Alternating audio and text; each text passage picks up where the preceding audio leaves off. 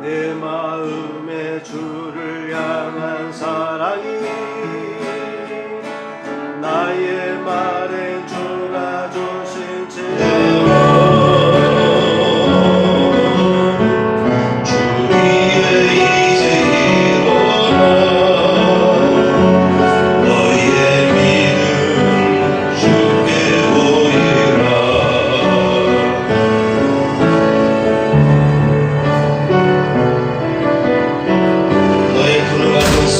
십자가의 흔적이 있다면 주의 이제나 너의 믿음 주께 보이라.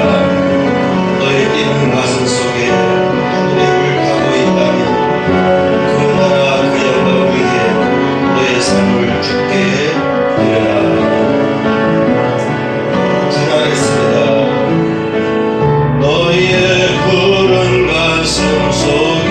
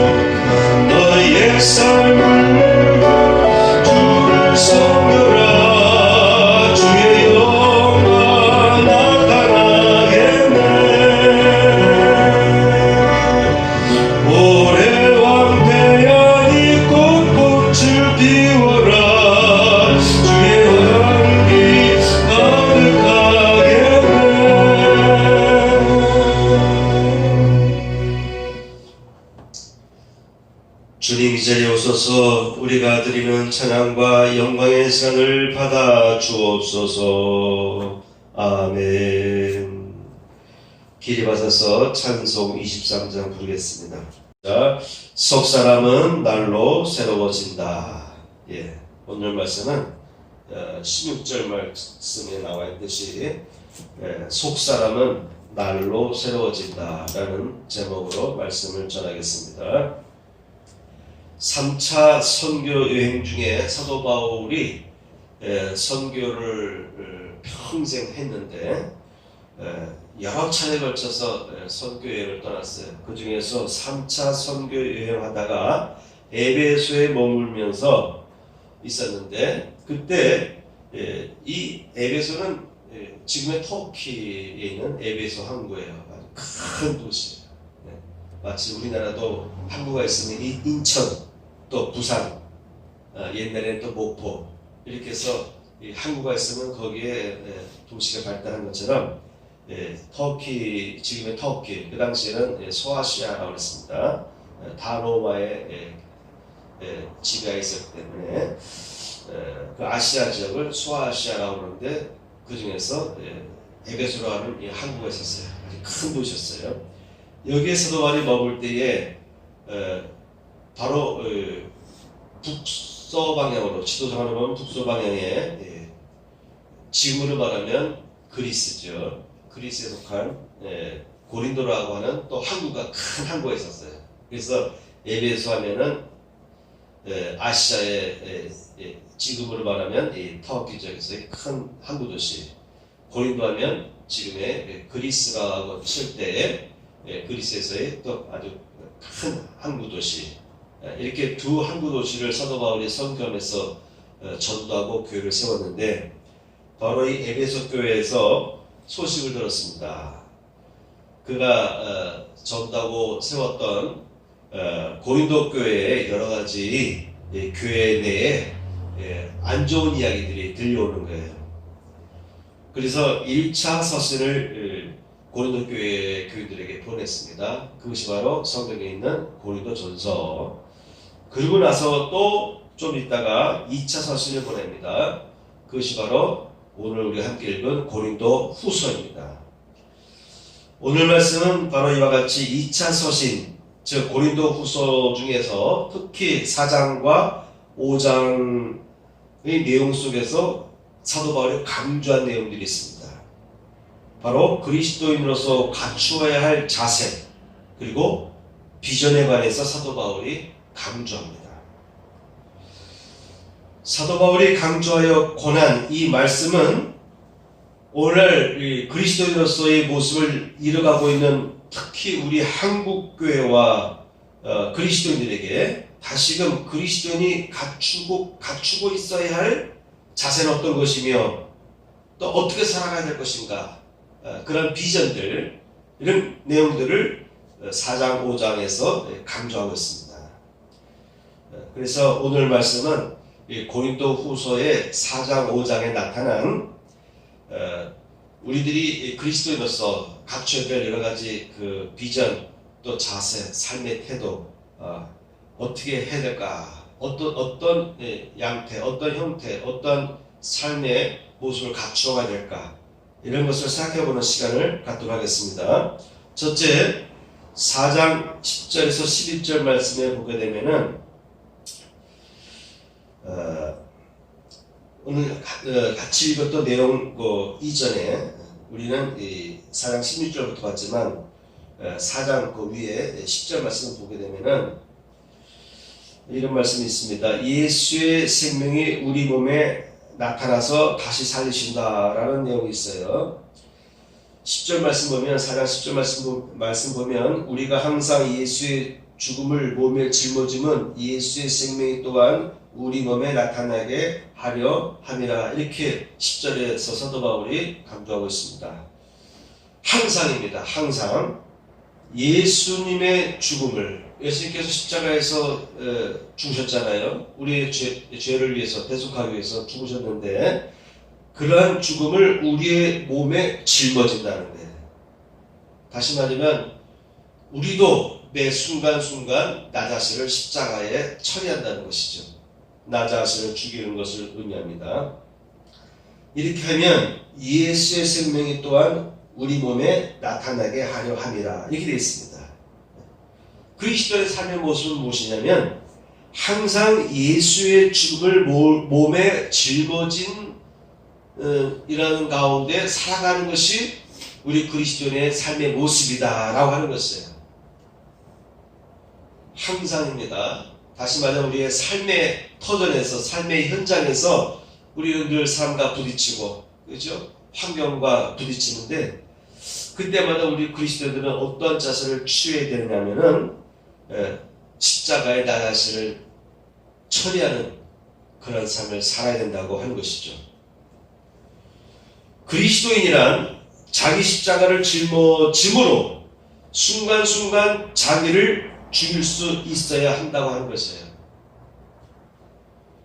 단지 욕망을 비우는 것, 욕망을 버리고 욕망을 비우는 그런 단계에 머무르는 것이 아니라 내 경험과 판단, 때에 따라서는 나의 감성까지도, 그렇죠?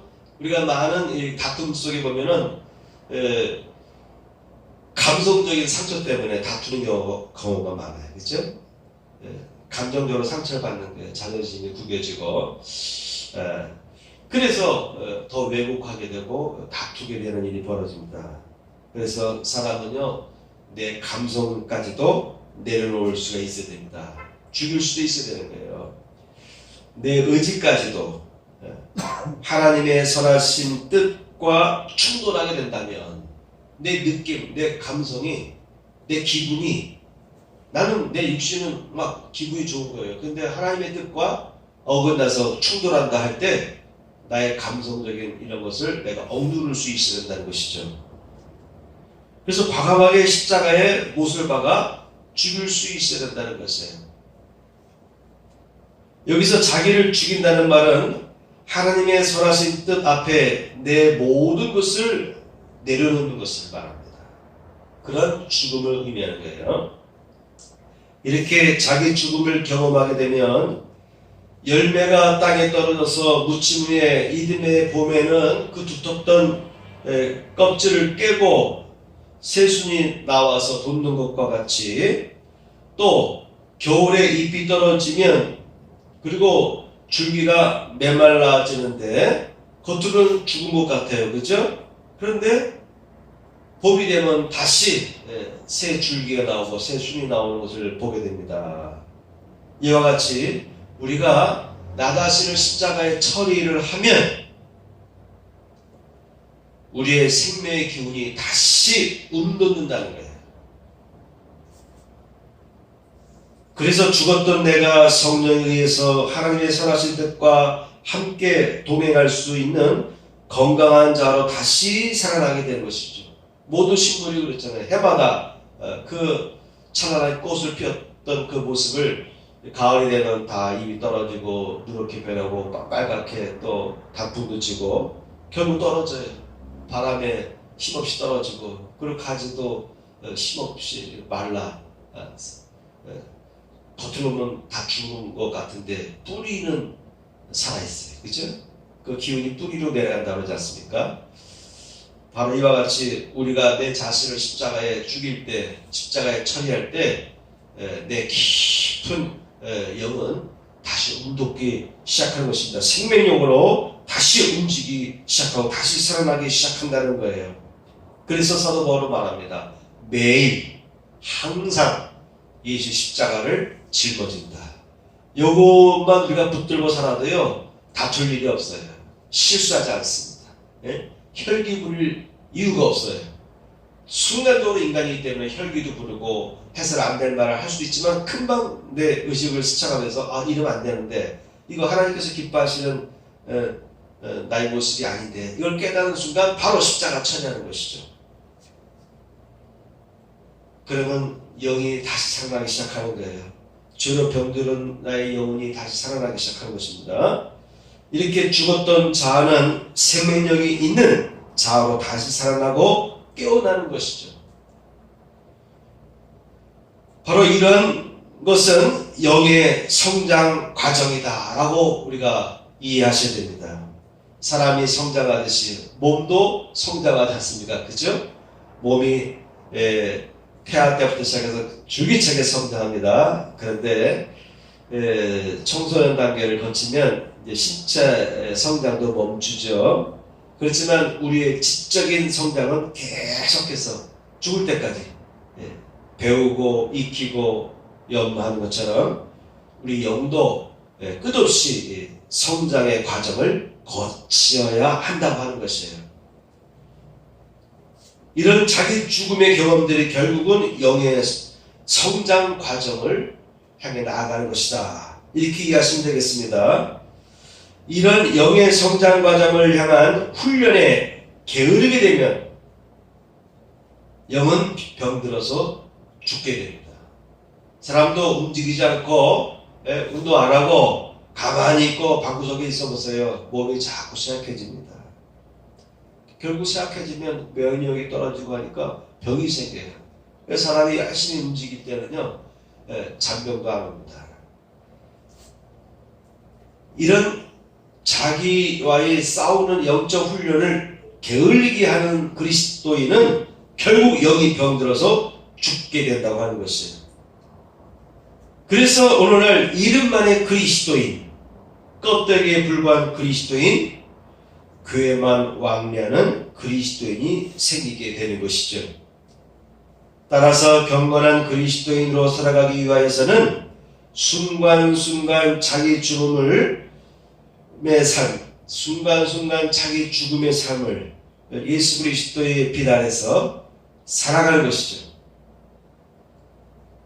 이런 성도가 될 때에 우리는 하나님의 형상으로 계속해서 성장하게 됩니다. 자, 두 번째입니다. 속사람은 날로 새로워진다 라고 하는 것이죠. 속사람은 날로 새로워진다. 사도 바울이 오늘 본문에서 사람은 속사람과 겉사람으로 이렇게 나눠주는 것을 묘사했는데, 예수 믿고 거듭나게 되면 이런 영적 훈련, 자기 성장의 과정을 쭉 하게 되면 겉사람은 점점 낡아진다 라고 되어 있어요. 그러니까 우리에게는 두 가지의 길이 있는 거예요. 겉사람과 속사람이라고 하는 삶의 방향이 이렇게 나눠지게 되는데, 겉사람의 길로 갈 것이냐, 속사람의 길로 갈 것이냐, 겉사람을 개발할 것이냐, 속사람을 개발할 것이냐, 우리 자아 속에서 우리의 삶의 방향에 의해서 이것이 나눠지는데, 우리가 영적인 삶을 살아가게 되면 겉사람은 자꾸 낡아진다는 거예요. 그리고 우리의 속사람은 날로 새로워지는 것이죠. 비유로 말하면 우리의 장 속에서 유익한 균과 유해한 균이 계속 공존하면서 서로 싸우잖아요. 이 균형을 이루고 특히 유익한 균이 더 득세를 할 때 우리 몸에 건강이 온 것처럼 우리의 영도, 우리 신령도 겉사람과 속사람이 이렇게 같이 우리 안에서 이렇게 나아가는데, 어우러서 나아가는데, 우리 크리스천은 자꾸 이 겉사람을 낡게 하는 이런 삶을 살아야 돼. 이것이 바로 아까 얘기했듯이 자기 십자가의 삶을 사는 것이에요. 그러면 속사람은 날로 새로워진다 라고 사도 바울은 강조했습니다. 자기 죽음을 경험하는 그리스도인은 점점 겉사람은 낡아지고 우리의 속사람인 영은 날로 새로워지게 되는데, 이를 우리는 다시 말하자면 영적 성장이라고 말할 수가 있어요. 그리스도를 믿는 성도는 점점 생각과 가치관 그리고 삶의 태도와 이런 것들이 질적으로 달라지기 시작해요. 질적으로 성장하기 시작합니다. 이런 것을 경험을 해야 돼요. 우리가 그리스도인이라면 점점점 한 해 아니 분기적으로, 아니면 그날 또는 한 주 때에 따라서는 어느 한 날에 내 자신의 영적으로 성장하는 것을 경험하게 됩니다. 이런 경험을 우리는 추구하셔야 돼요. 그래서 삶의 태도가 달라지고 삶의 질이 바뀌게 되는 것이죠. 흐르지 않는 물이 썩고 악취가 나듯이 변하지 않고 옛 자아 그대로 웅크리고 있게 되면, 자꾸 그 상태로 머무르게 되면 우리의 영도, 우리의 정신도, 우리의 몸도 점점 쇠약해지는 것처럼 결국은 죽음을 향해 가게 되는 것이죠. 그러므로 우리 크리스찬들은 끝없이 성장을 향해 나가야 돼요.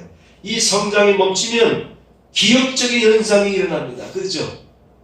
골고루 성장을 해야 되는데 우리 신체의 특정 부위만 커져 보세요.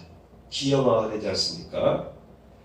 병이 들고 썩어 뭉들어지게 될 것이죠. 그러므로 우리는 안주하면 안 됩니다. 죽을 때까지, 우리의 생명이 닿을 때까지, 주님 부르실 때까지 우리는 끝없이 내 속사람을 깨우치고 속사람을 활성화시키는 그런 길을 보고 우리는 영적인 삶, 영적인 길, 이렇게 말할 수가 있어요. 사도 바울이 5장 17절에서 그런즉 누구든지 그리스도 안에 있으면 새로운 피조물이라. 이전 것은 지나갔으니 보라 새 것이 되었도다. 성경 뭘 얘기하고 있습니까? 새로워졌다는 거예요. 새로운 피조물로 이미 바뀌었다는 거예요. 우리의 자아의 아이덴티티는 이미 새로운 자아로 형성되었기 때문에, 하나님의 형상으로 다시 회복되었기 때문에 이 하나님의 형상을 끝없이 내 속에서 하나님의 형상의 광채가 빛이 나는 삶을 살기 위해서 살아가는 것이 우리의 모습이어야 된다고 하는 것이죠. 이미 우리는 새로운 피조물이라고 했습니다. 육신은 자꾸 해를 거듭할수록 피부도 노화되고 체력도 자꾸 연약해집니다. 그런데 영은 점점 강해져야 되고 맑아져야 되는 것이죠. 영이 아름다워져야 돼요. 사람이 나이를 먹으면 외모부터가 달라져요. 그죠? 자꾸 늙어요. 그죠? 쭈글쭈글해지고 피부에 혈색이 없고 그래서 늙습니다. 근데 20년, 30년, 40년 전에 각 사람들의 그 사진들을 보면 다 피부가 좋아요. 다 멋있게 생겼어요. 나이를 먹으면 다 얼굴이 똑같아진다고 하지 않습니까? 몸이 그냥 노쇠화돼서 볼품이 없어요. 그런데 다들 누구나 다 3, 40년 전의 사진을 보면 다 얼굴이 탱탱하고 기운이 있고 얼굴에 건강이 넘쳐나고요. 또 아름답기도 하고 잘생기기도 하고 다 그렇습니다.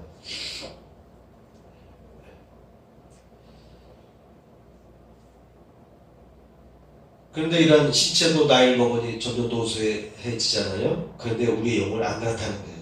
영은 나이를 먹을수록 세월이 오래 갈수록 더 강해지는 거예요. 더 빛납니다. 칼도 열심히 손질하고 관리하면 빛이 반짝반짝 하는 것처럼 우리의 영혼은요 더 아름다워지고 더 강해지고 더 날카로워지는 거예요. 그러므로 새롭게 성장하기 위해서는 옛자 그러니까 옛자의 오랜 기질들, 옛자의 오랜 그 기질들 그리고 습성들. 나는 원래 기질이 그래. 나는 원래 그런 사람이요. 그래서 화를 벌컥 내는 사람도 있잖아요. 나는 원래 이런 사람이요. 그렇게 말하는데 우리 크리스찬은 그렇게 말하면 안 돼요. 옛날에는 내가 그랬는데 내가 예수 믿으니까 내가 달라졌다. 이렇게 말할 수가 있어야 되는 거예요. 그래서 우리 크리스찬들은 내 습관 때문에 그래. 내 성격 때문에 그래. 저 사람은 원래 저 사람의 성격이요. 이해해. 이런 말을 하시면 안 됩니다. 아직도 그 성격을 못 고쳤는가? 아직도 그 성질을 못 버렸는가? 이거에 대해서 스스로 반문하고 또 십자가 처리하고 반성하셔야 됩니다. 오랜 기질들, 습성들, 생활 패턴들까지도 과감하게 떨쳐버릴 수 있어야 되는 것이죠. 그럴 때 우리는 성장하게 되는 거예요. 그러면서 점점 겉사람은 후패하고 낡아지고 우리의 속사람은 자꾸 새살이 나오듯이 새로운 기운으로 충만해지게 되는 것입니다. 그래서 속사람은 날로 새로운 생명력으로 충만하게 됩니다. 속사람이 강하고 건강하고 성장하게 됩니다. 아멘.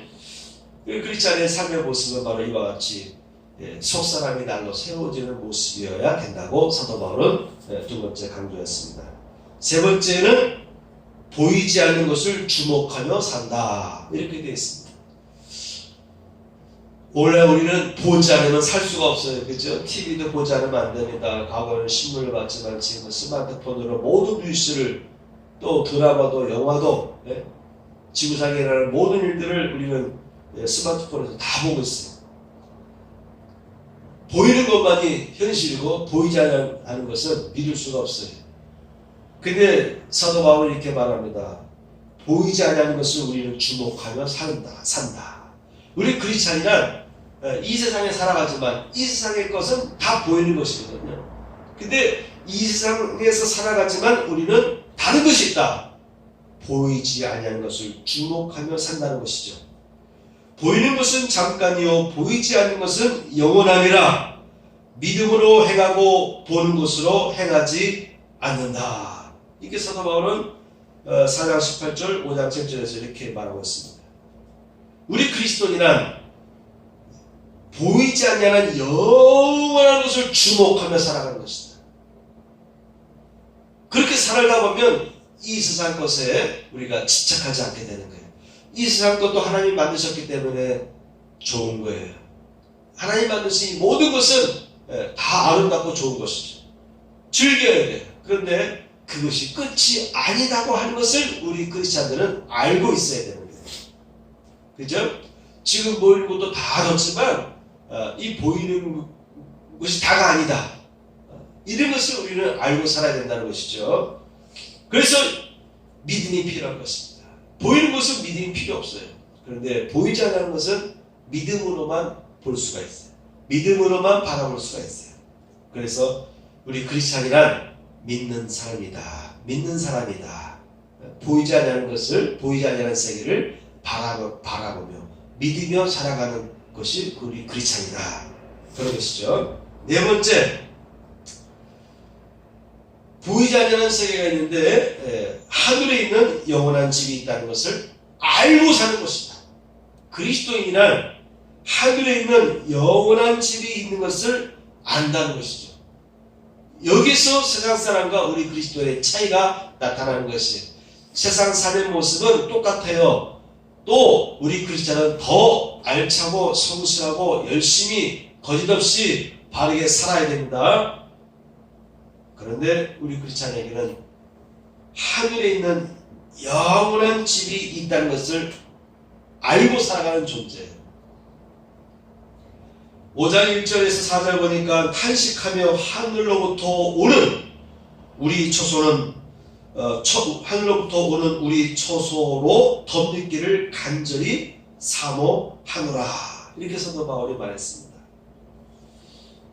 탄식하며, 아무리 세상의 것이 좋아도 세상의 삶은 우연이라는 것이 있고요, 그렇죠?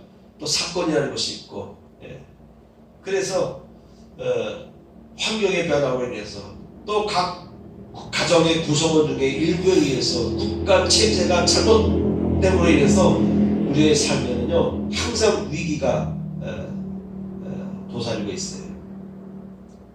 또 그런 위기에 우리가 영향을 받을 수가 있습니다. 우리의 몸조차도 날마다 늙어가고 날마다 죽어가고 날마다 병들어가고 있다고 하는 것이죠. 그러므로 우리 크리스찬은 하늘로부터는 우리 처소, 우리의 새로운 몸과 또 우리의 새로운 몸이 구할 하늘에 있는 처소를 덧입기를 간절히 사모하며 살아가는 사람이 우리 그리스도의 모습이어야 된다고 하는 것이죠.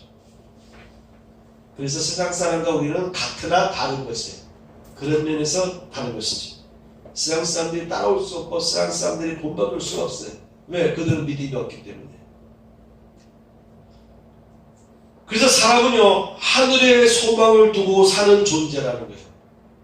열심히 살아가야 돼요. 하나님 만드신 이 세상을 우리는 열심히 관리하고 또 다스리며 살아가야 돼요. 하나님의 아름다운 창조의 세계를 만끽하면서 우리는 살아셔야 됩니다. 이 삶에서, 이 세상의 삶에서 우리는 아름다운 가정을 꾸리고 또 여러분 나름대로 각각의 비전과 삶의 목표를 세워두시고 열심히 노력해서 각각의 세운 목표를 하나하나 이루어가는 기쁨도 누리며 살아가야 됩니다. 그런데 우리 크리스찬은 또 하나 있다고 하지 않습니까? 하늘의 소망을 두고 사는 존재다. 지금 이 세상의 것도 하나님 앞에 아름답고 귀한 것이죠. 그러나 이 세상의 것이 모든 것이 아니다는 것을 성경이 강조하고 있는 것을 우리는 알고 살아가야 되는 것이죠. 하늘에는 더 영광스러운 것이 존재하고 있어요. 이미 준비되어 가고 있고 이미 준비된 것도 있습니다. 하늘에는 더 영광스러운 것이 준비되어 지고 있다고 하는 것이에요. 여러분 이 진리를 확실히 알고 우리는 살아야 되는 것이죠. 이걸 알고 살아가는 것과 그렇지 못하는 것은 삶의 질을 다르게 이끌게 됩니다. 진리를 확실히 알면 믿음이 증가되고 확실해집니다. 다섯 번째, 보증으로 성령을 주셨다라고 사도 바울은 얘기합니다. 세상 사람과 우리 그리스도인의 또 다른 차이는 뭐냐면 우리 심령 속에, 우리의 몸 속에 성령님께서 와 계시다는 거예요. 보증으로 하나님의 자녀인 것을 보증하기 위해서 우리 안에 성령이 와 계시다고 하는 것입니다. 세상 사람들은 귀신을 모셔요. 그러나 우리는 하나님의 거룩한 성령을 모시고 사는 존재입니다. 그러므로 우리는 우리 몸 자체가 하나님의 거룩한 영이 구하는 신령한 성전이라고 사도 바울은 강조했습니다. 우리는 혼자가 아니라고 하는 것이죠. 우리 안에 성령께서 이미 내주에 계시며 우리 영과 함께 일하시고 계십니다. 성령이 여러분의 심령과 함께 일하고 계셔요. 함께 동행하시면서, 함께 동거하시면서 함께 일하시고 계시다는 것이죠. 때에 따라서는 성령께서 우리 몸 안에서 역사하십니다. 내가 하나님의 아들인 것을 증거를 해주십니다. 그리스도는 세상 사람과 이래서 다른 존재가 되는 것이죠. 세상 사람과 다르게 생각하게 됩니다.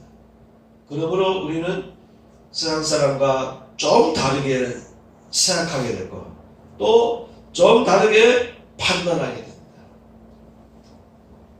하고 있기 때문에 성령께서 나와 교제하고 계시기 때문에 우리는 늘 물으셔야 돼요. 성령님 어떻게 할까요? 자꾸 이렇게 물으면서 하셔야 됩니다. 성령님께서도 우리에게 묻습니다. 어떻게 묻냐면 자꾸 마음에 양심을 찔러요. 또 직감적으로도 자꾸 불안감을 주시고, 예? 어떨 때는 확신을 주시고 어떨 때는 불길한 여운을 주시기도 하시고 어떨 때는 생각을 우리의 의식세계로 던져주셔요. 그렇게 해서 성령님은 우리를 향해서 대화를 하시고 우리 또 성령님의 음성을 듣기 위해서 묻기도 하고 성령의 소리를 경청해 가며 살아가는 것이에요. 이렇게 살아가면요 실수하지 않습니다. 이렇게 살아가는 사람은요 그 사람의 영혼은 결코 죽지를 않습니다. 네? 여러분 하나님과 함께하는 존재, 하나님이 내 안에 거하시고 하나님이 나와 함께 역사하는 존재, 그것이 여러분의 모습이라고 하는 것입니다. 여섯 번째, 주를 기쁘시게 하는 자가 되기 힘쓰자라고 5장 9절에서 사도 바울이 강조했습니다. 주를 기쁘시게 하는 자가 되어야 된다. 주를 기쁘시게 하는 자가 되기 위하여 힘쓴다 이 말이거든요. 가치관이 변화되는 것입니다. 이 가치관이 변화되기 전에는 거듭나기 전에는 어떻게 해서든지 간에 잘 먹고 잘 살려고 그러고 열심히 돈을 벌려고 했고 또 열심히 저축하려고 했고 또 열심히 가정을 행복하게 끌어가려고 노력하였습니다. 그래서 어떻게든지 성공하려고 노력해. 그죠? 열심히 직장에서 사업장에서 가정에서 우리 가족 나의 나의 삶, 나의 인생을 아름답게 후회 없는 삶을 살기 위해서 열심히 우리는 살아갔습니다. 그런데 예수 믿고 나니 이제는 주를 기쁘시게 하는 것이 우선순위로 바뀌어버렸어요. 자, 여기서 우리가 오해하시면 안 됩니다. 얼핏 들으면 그러면 주를 기쁘게 하는 것이 우선순위에 둔다면 도대체 그것이 올바른가요? 라고 질문을 던질 수가 있어요. 우리는 여기가 한전인데 자, 이거 생각해보세요. 아버지가, 어머니가, 부모님이 자녀들에게 바라는 것이 뭘까요? 부모님이 기뻐하는 것이 무엇일까요? 아들이 잘 되는 거예요. 아들이 잘 되는 거예요. 딸이 잘 되는 거예요. 그렇죠? 공부하면 공부 열심히 해서 잘 되길 바라고, 좋은 대학 가길 바라고, 또 좋은 직장을 얻길 바라고, 또 직장 잘하면 승진하길 바라고, 장사하거나 사업을 하면 장사하거나 사업을 하게 되면 또 사업에 성공하기를 바라는 것이죠. 그래서 자녀들이 그것이 잘 되면, 그런 일들이 잘 되면 부모가 기뻐하는 거예요. 결국은 부모가 기뻐하는 것은 자녀들의 기쁨과 일치되는 거예요. 하나님을 기쁘게 하는 삶은 결국 내 삶을 기쁘게 하는 삶이에요. 나를 성공하게 하는 삶이에요. 하나님은 내가 성공할 때 기뻐하십니다. 그래서 하나님은 기뻐하는 거예요. 이걸 이해하시면 오해가 풀리는 거예요. 그러면 나 자신에 충실하고 되지 않습니까? 라고 또 반문할 수가 있는데, 사람은 항상 제가 늘 설교 시간에 강조하지만 병들어 있다. 항상 오판한다. 항상 어긋난다. 사람은 양 같아서 자기의 길을 늘 갑니다. 근데 우리 인간은 연약한 존재이기 때문에, 약점을 가진 존재이기 때문에 항상 바르게 갈 수 없는 거예요. 그래서 우리는 거울을 보듯이 우리는 하나님을 주목해야 돼요. 하나님이 기뻐하실 뜻이 무엇인가? 나를 주목하게 되면 나의 가치는 거예요. 나 자신의 소가예요. 나의 속임수가 있어요. 나를 착시하게 하고 나로 하여금 옳다고 생각하게, 착각하게 만드는 요인들이 있습니다. 그래서 우리 크리스찬들은요, 나를 믿으시면 돼요. 나를 객관화시킬 수 있는 의식의 훈련이 돼야 됩니다. 그것이 뭐냐? 그래서 부부간에, 부부와 자녀간에, 친구들 간에 서로 의사소통하는 거예요. 의사소통을 안 하면 나밖에 모르잖아요. 근데 친구와 대화하다 보니까 나도 나에게 이런 면이 있었구나. 나의 이런 말을 상대방은 오해하는구나. 나는 이런 게 부족하다. 나에게 이런 것이 장점이다. 이것을 이렇게 찾아내는 것처럼 하나님과 나 사이에 대화를 하게 되면 나를 객관화할 수가 있어요. 그것이 바로 기도인 거예요. 그래서 크리스천은 기도의 삶을 충실하게 살아가는 것은, 그렇게 삶을 살아가게 되면 자기를 개발하고 자기를 객관화시키는 능력이 향상되는 거예요. 그래서 내 모습이 보여요.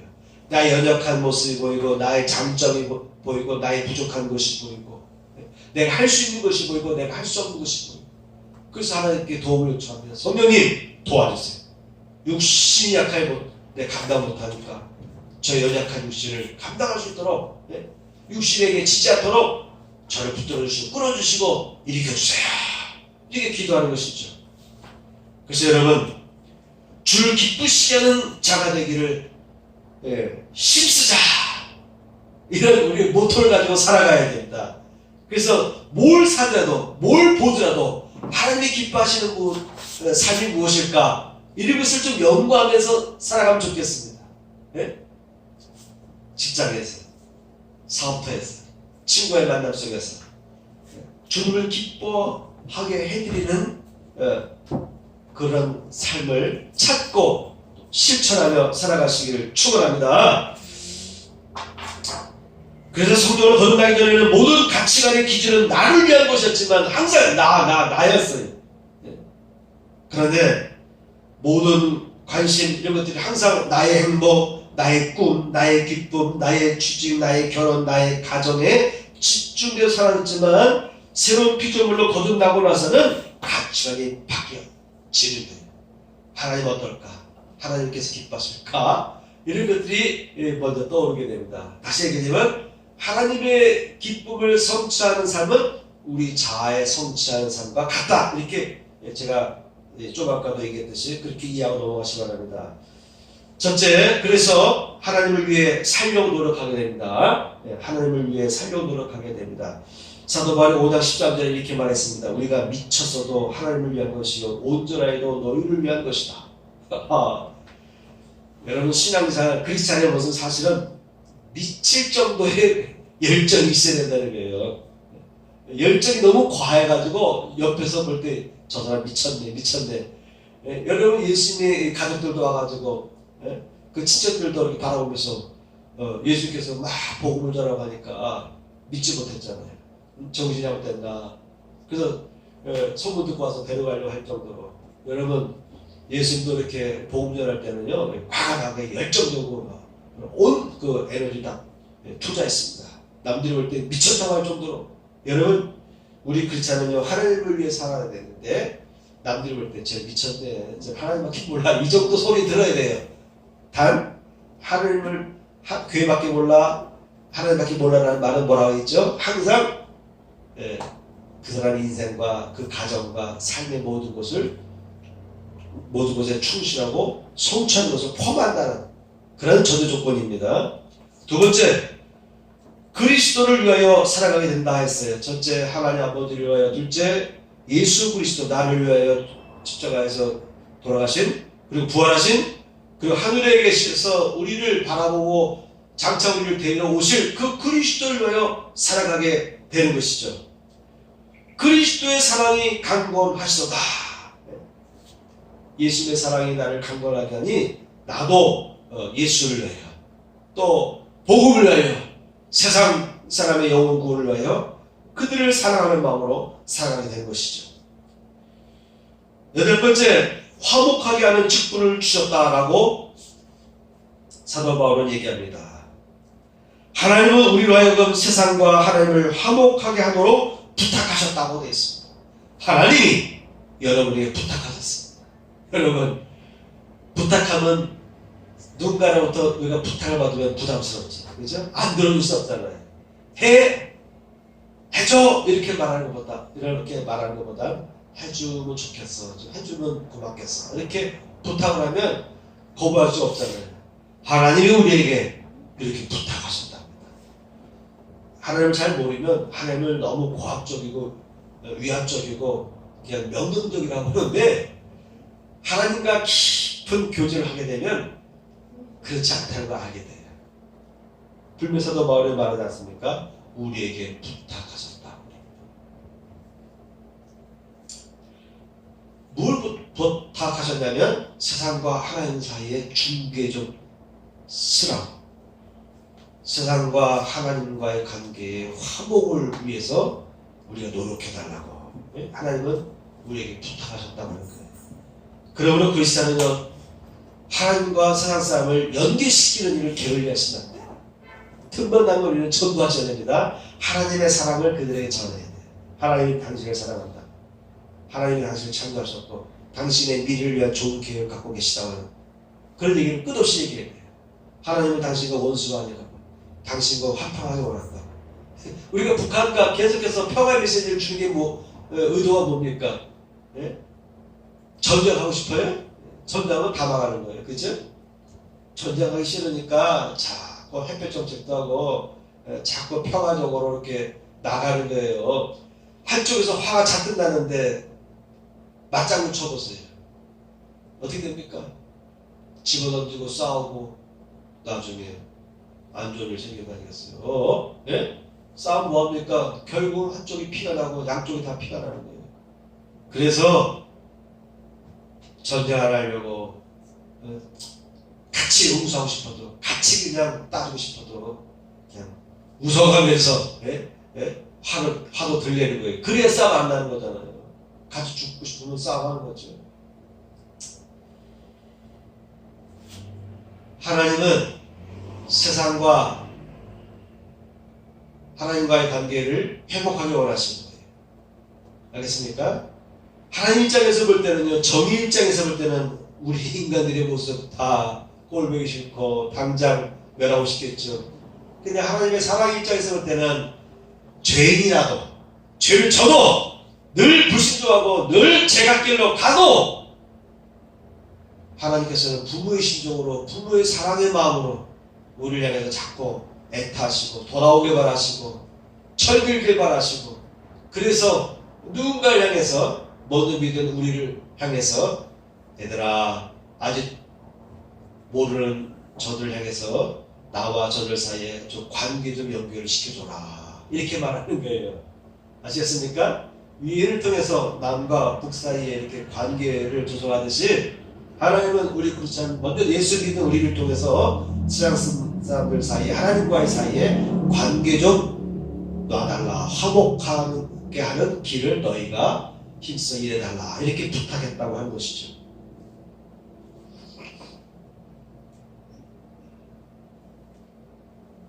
이제 말씀을 마무리하겠습니다. 여러분, 우리는 사도 바울의 두 번째 서신 고린도후서 4장 5장에서 우리 그리스도인들이 갖추며 살아가야 할 삶의 우선순위와 태도의 변화를 촉구하는 8가지를 살펴봤습니다. 놀랍지 않습니까? 저는 가끔 가다가 놀랄 때가 있어요. 왜냐하면 우리나라는요, 과거의 기록이 없어요. 조선시대의 기록은 있는데 삼국시대의 기록이 너무너무 부족해. 그렇죠? 우리 성경을 통해서 지금 사도 바울이 그 기원년 사도 바울이 이 서신을 썼을 때를 대략 AD 한 55년, 56년 이때로 본단 말이에요. 어쨌든 대략 2000년 전에 이 글을 쓴 거예요. 누구에게? 아시아에 있는 에베소의 항구에서 유럽 그리스에 있는 고린도 교회들 향해서 이렇게 서신을 쓴 거예요. 이 당시에 이 사람들은요, 귀족들이나 좀 그런 그 시민들 정도의 순위 있는 사람이 아니고서는 글씨도 몰라요. 자기 글씨도 모르고 영국 우리 여러 가지 그 영화 보면은 영국의 그 서사시 영화 보게 되면은 중세 시대조차도 영국 사람들도요 웬만해서는 자기 이름도 몰랐어. 사인할 줄도 몰랐어. 글을 몰랐어요. 근대 와서 저 유럽 사람들이 문명의 삶을 사는 것이지 불과 200~300년 전 시대만 해도요 저 유럽 사람들 자기 이름도 쓸 줄 몰랐어. 그런 사람들이 대다수였어. 그냥 노예처럼 일하고 그랬던 것이죠.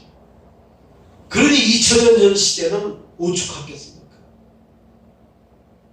배운 것도 없어요. 잘 알아야 뭐 이름이나 쓸 줄 알까? 문맹인들이 많았죠. 근데 교회에는 글씨를 알든 모르든 이렇게 모여서 가족적으로 20명, 30명씩 이렇게 모여서 예배를 드리고 하는데 그들 향해서 지금 8가지, 적어도 4장, 5장에서 지금 8가지만 제가 추렸는데 이런 얘기를 하고 있는 거예요. 이런 삶을 살아라. 우리나라를 보면은 지금 까마득한 거예요. 지금 우리는 지금 고조선 시대, 고구려 초기 시대에 어떤 일이 벌어졌는지 전혀 알 수가 없어요. 네? 그래서 깜깜해요. 근데 성경을 통해서 우리는 2000년 전 시대, 또 3000년 전 시대, 4000년 전 시대 이야기를요 생소한 것이 아니라 아주 그냥 우리가 눈을 훤히 보듯이 글을 읽으면서 알게 됩니다. 자, 이런 2000년 전 시대의 그 시민들을 향해서 사도 바울은 이런 8가지의 삶의 자세, 비전들을 가지고 살아가야 된다고 이렇게 권하고 있는 거예요. 우리는 적어도 우리나라는 지금 대다수 다 대학을 나왔어요. 그죠? 대학 공부를 했어요. 대학 맛을 봤습니다. 네. 그리고 우리는 한국은 또 경제적으로 지금 세계 10위 그 안으로 들어가는 것도 있고, 네?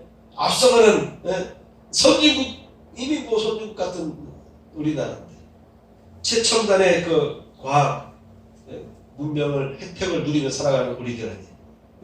우리 예배드리는 것도 다른 지역에서 실시간으로 예배를 드릴 수 있단 말이에요.